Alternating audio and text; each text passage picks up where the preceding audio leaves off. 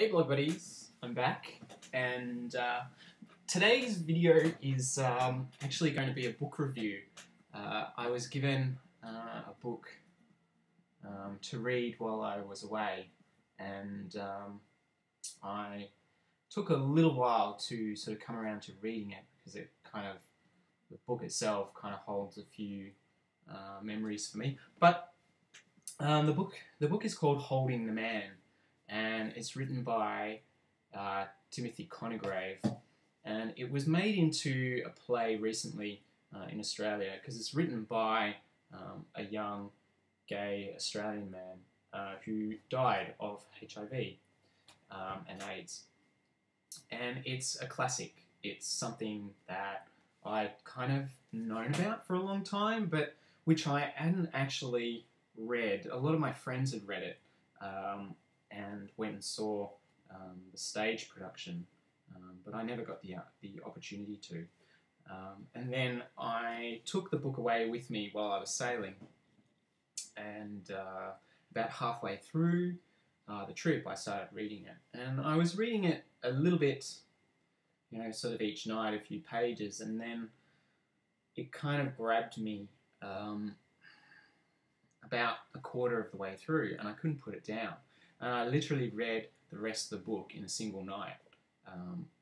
It's an amazing story, really quite amazing, and something that I would recommend to any young gay man, or any gay man, as something that you should read in your lifetime. Put it on your bucket list because it's quite incredible. It's basically the story of two Catholic boys, or two boys in a Catholic boys' school, who fall in love with each other. And it's a really interesting story because it could be so close to anybody's life. All of the things that the book writes about, describes, are events that I can sort of relate to in my life. And the fact that it's actually set in my home city of Melbourne. I was reading the book, and the places where the book takes place are places that I've actually been. Places that I spend a lot of time just in and around the city. Friends of mine have family members who were in the book, who are characters in the book, believe it or not. So it's quite a small world. And a lot of straight people who I know have read this book as well, because it's been such a big influence on Australian gay culture. It's a really good insight into what it was like to grow up in the 70s and the 80s and to be a young gay man dealing with homophobia and AIDS and HIV and dealing with falling in love as well. The two main characters in the book are just so relatable, and the book is just it's so emotional. I think I cried literally through the last 100 pages, and I'm getting emotional now talking about it because I was quite literally sitting on top of the cabin and openly weeping by the end of the book. It's incredibly tragic and incredibly beautiful at the same time. It's a love story.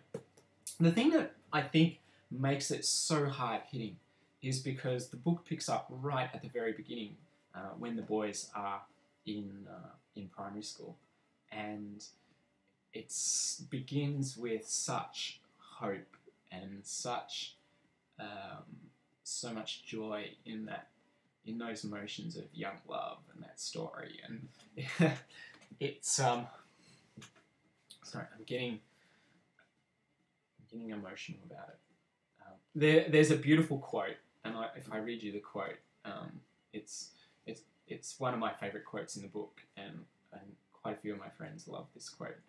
And it's, I reached out and touched his hair. He turned and kissed my hand.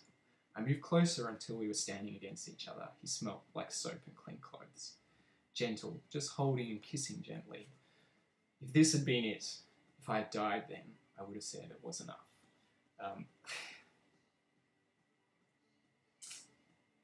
It's pretty... oh, God. It's a beautiful book, and if you have the opportunity to read it, you guys need to read it. It's amazing. So there you go. It's Holding the Man, Timothy Congreve. Just even talking about the story now and reading that quote is making me want to cry. But go out and read it because it's beautiful, absolutely beautiful, and something that you should read. Okay, bye guys.